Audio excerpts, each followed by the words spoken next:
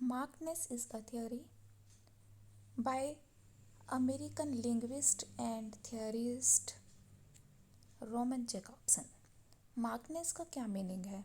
Making something distinguished in some way, किसी चीज़ को दूसरी चीज़ से किसी भी तरीके से, किसी भी मेथड से अलग करना कहलाता है मार्कनेस। देखिए क्या होता है markedness. In linguistics and social science, markedness is the state of being divergent in comparison to a regular or more common form.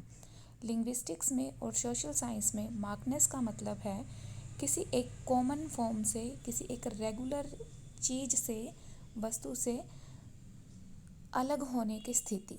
जैसे कि टाइगर एक कॉमन फॉर्म है, टाइगर एक कॉमन वर्ड है, और अगर हम इसे टाइग्रेस बना देते हैं तो वो क्या है? मार्क्ड वर्ड है।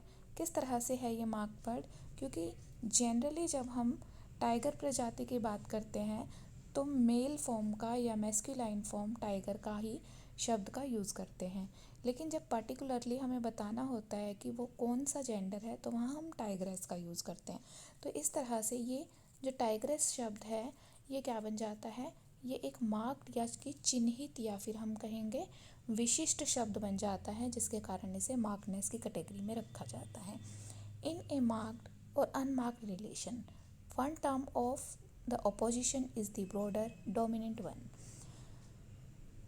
अगर हम मार्क्ड और अनमार्क्ड रिलेशंस में, यानी कि एक चिन्हित और एक गैर चिन्हित शब्द के संदर्भ में देखते हैं तो इनमें से जो एक टर्म होती है जो कि दूसरे से अपोजिट होती है वो ज़्यादा व्यापक होती है, ज़्यादा डोमिनेंट होती है। कि जैसे कि अभी हमने एग्जांपल लिया था टाइगर का। जो टाइगर है वो ज़्यादा डोमिनेंट शब्द है क्योंकि इसे हम हर एक टाइम पर यूज़ कर सकते हैं, लेकिन जो टाइग्रेस है वो विशिष्ट तौर पर फीमेल टाइगर को वर्णित करने के लिए ही यूज़ की जा सकती है। इस तरह से जो टाइगर है ये क्या है? डोमिनेंट वन टर्म है, राइट। नेक्स्ट हम बात करते हैं लिंग्विस्टिक मार्कनेस की।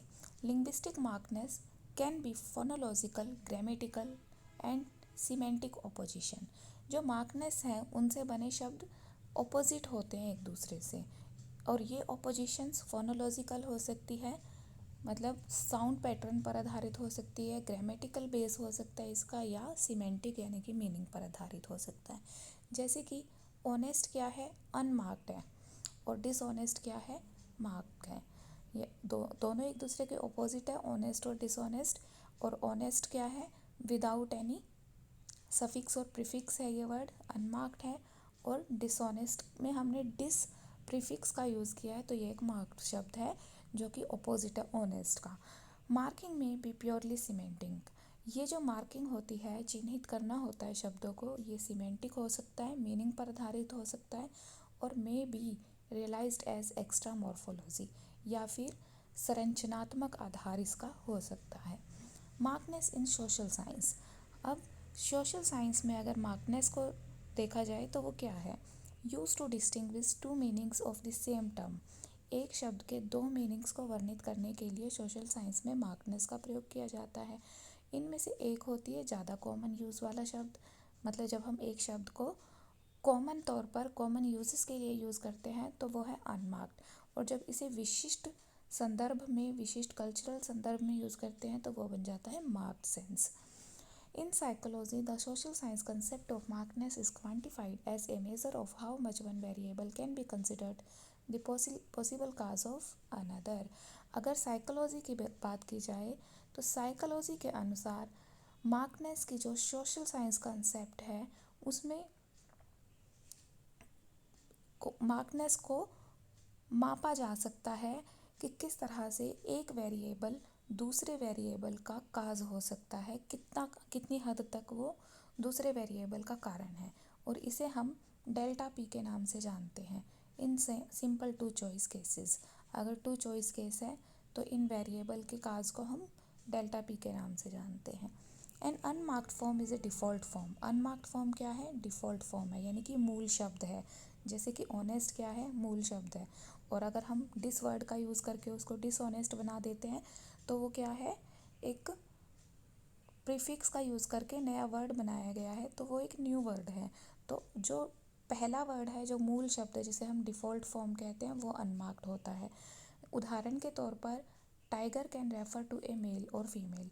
टाइगर शब्द का प्रयोग हम मेल के लिए भी कर सकते हैं, फीमेल के लिए भी कर सकते हैं, तो इसीलिए ये अनमार्क्ड है। लेकिन जो टाइग्रेस है इस मार्क्ड, ये मार्क शब्द है, इसमें ESS का यूज़ करके हमने इसको टाइग्रेस बनाया है because it can refer only to females. ये सिर्फ फीमेल कैटेगरी से रिलेटेड है। अब लेक्सिकल अपोजिट्स कैसे बनाए जाते हैं मार्कनेस का प्रयोग करते हुए।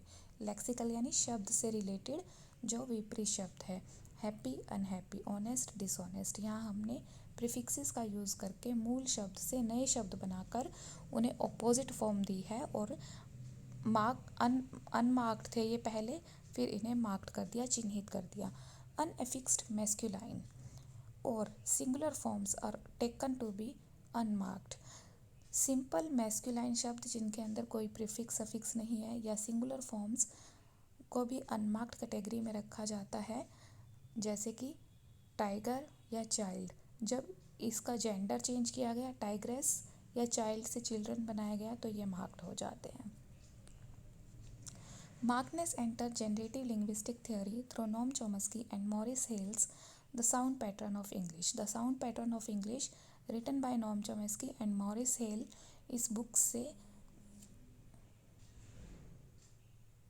इस बुक से मार्कनेस ने जनरल लिंग्विस्टिक थ्योरी के अंदर एंटर किया।